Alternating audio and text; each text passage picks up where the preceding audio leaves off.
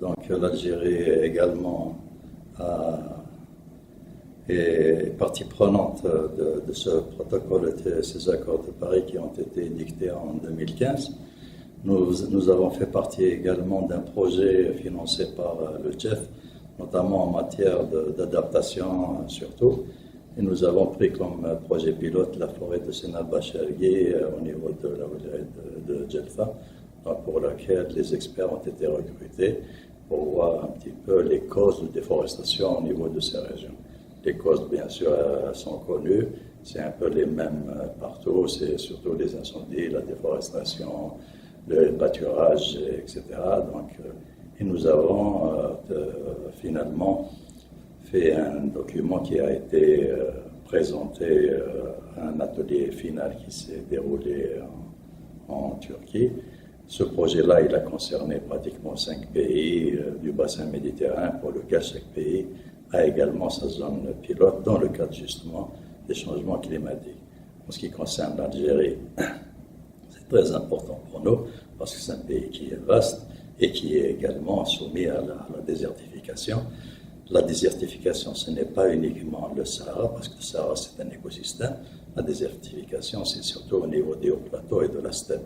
Si on va continuer sur ce rythme-là, à ne pas protéger notamment notre alpha, qui est une espèce séquestrice de carbone par excellence, c'est pas uniquement les forêts qui séquestrent le carbone.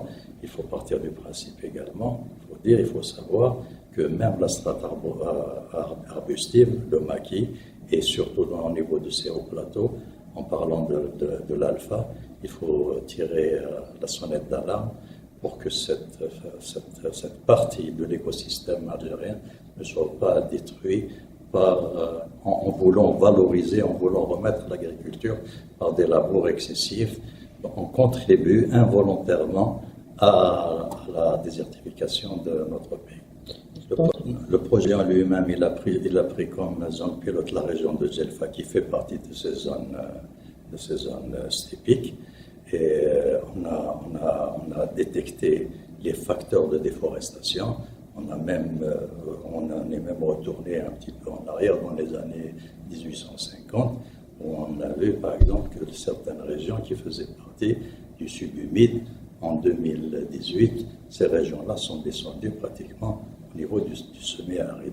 Donc là, moi je parlerai également en l'intérieur, je parlerai des changements globaux, parce qu'il y a des comportements également anthropiques qui contribuent à la désertification et qui contribuent également, c'est-à-dire pour des changements de comportement qui peuvent contribuer à la lutte contre la désertification.